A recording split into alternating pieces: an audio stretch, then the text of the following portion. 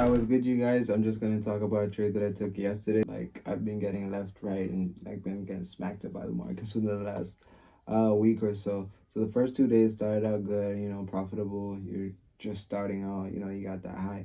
But then certain movements started happening in the market where, okay, I didn't account for this. Like, okay, now my head has to be in the game.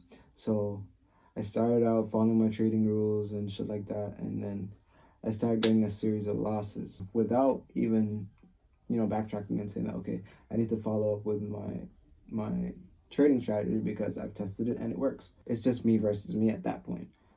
I have to avoid my emotions and shit, but my emotions did get the best of me because a couple of times I didn't stop trading when I should have just like taken a break and waited at least a couple hours or a day. And I feel like the reason traders don't explain the reason why they do that, because okay, um, and things may be going bad for you right now. The market's choppy. You keep on losing. You don't know why you keep on losing. Like shit's just not adding up. You probably got in like time in the market that the market wasn't volatile. There wasn't that much movement, and you just there like, oh, like what do I do? I was taking left, right. So yesterday I had my first comeback day. I made $80 profit for the day. Okay, so I'm like, okay, all right, it's just only uphill from here. Now my head's fully in the game. I have a sense of where price is gonna go. So I trade after that. I get too eager. I need to chill out. And I start losing some of my profit that I made from the day before. And I'm like, fuck, is this happening? Like, what's happening?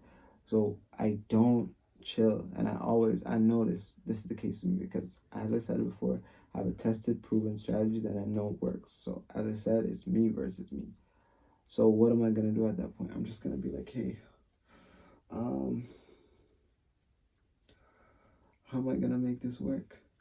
And I get down $175 for the day, starting 5 p.m. yesterday. So that's a brand new trading day.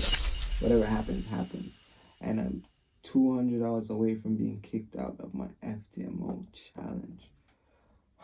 So I'm feeling the rage. I'm like, I don't know what the fuck's gonna happen. Like, I could lose this, but the case with I've been like kicked out of my Forex funds before because of the same a similar situation, which is what I have to give kudos to FTMO about, because if it hit that right before market closes, FTMO seemed to like, that's when their whole system refreshes, which I like that because I was able to like, okay, capture a good position and then just, not be emotionally attached to the money.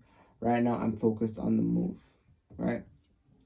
So I ended up going for a sell at the close of a 30-minute candle on GBP JPY. I'm like, hey, London session's still going on into New York session. So I was like, okay. So I look over at NAS. What I normally do is I see the movement happening on NAS, and I know that GBP JPY is quick to like respond on that sometimes, just depending on the setup that you're seeing. So let's say you see NAS make a big sell. If you look on GBP JPY and you see that there is a likely setup for a sell and you have a support area that is likely to touch, then hey, go for it. If it's giving you that, momentum based off, your analysis, your whole bias for that point. But I just add that as another one of my confirmations.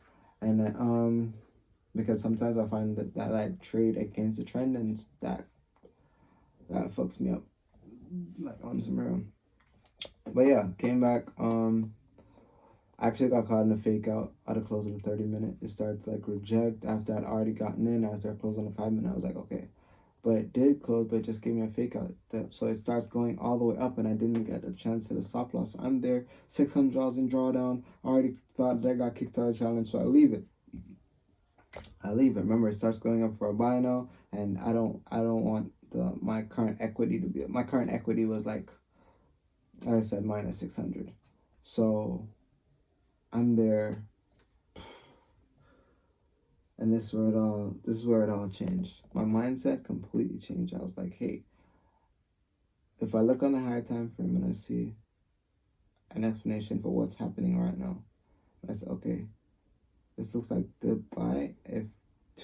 I saw 2 previous hour candles close, and I was like, okay, I'm gonna take it. And I just got in for a buy instead of sell. I jumped in with like 2 standards, and while I was already in profit from the sell going into the buy, remember the sell loss is getting bigger while the buy is getting bigger. So I'm like, okay, if I cancel my sells with the fact that it's a buy in mind, then hey, I'm shooting for the stars. And that's what happened. And that's what happened. So I'm gonna be documenting my entire